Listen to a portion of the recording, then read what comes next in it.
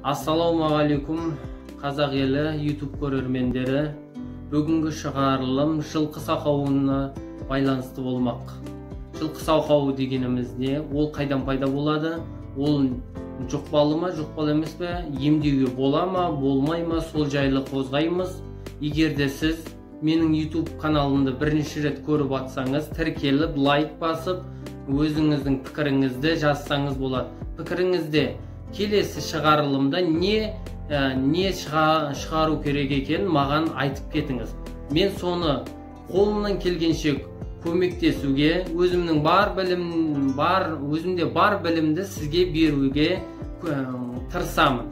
Бізде жылқы сақауы, қазір жылқы сақауы дегеніміз не?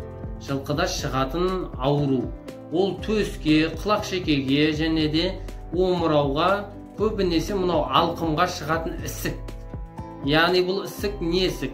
Ісікте ірің болады. Ісіктің ішінде өте көп ірің болады. Ол 4-5 немесе 8 күнде белгілер көріне бастайды. Белгілері тәбеті болмайды, су ішкісі келмейді, және де әлсірейді, мазасы қашады, тамағында ірің пайда болады. Ол тамағы ісіп, жаңағы алқымы қысқан кезде тұншыға бастайды.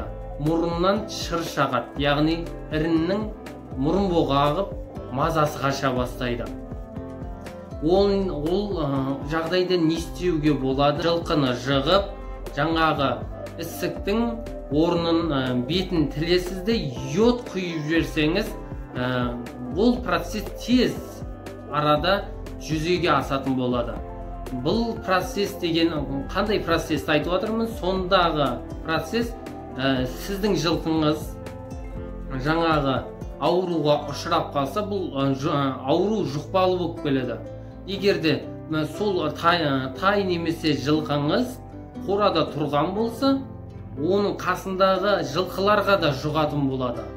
Ол қалай жұғатын болады? Сілекей немесе екеуі бір астан, бір ыдыстан су ішіп тамақ жейтін болса, сол арқылы жұғатын болады.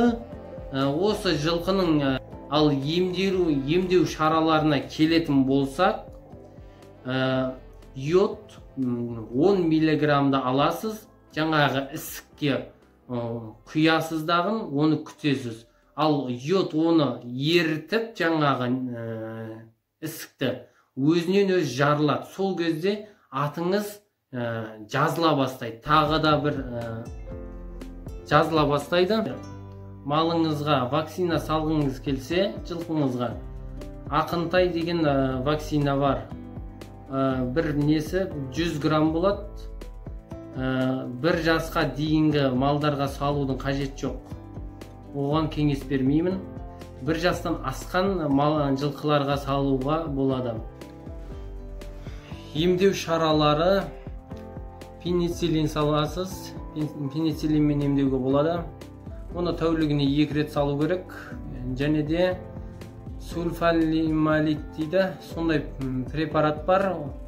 Азықтың қасына қосып бересіз, яғни азықпен бірге бересіз, немесе қалың етке саласыз.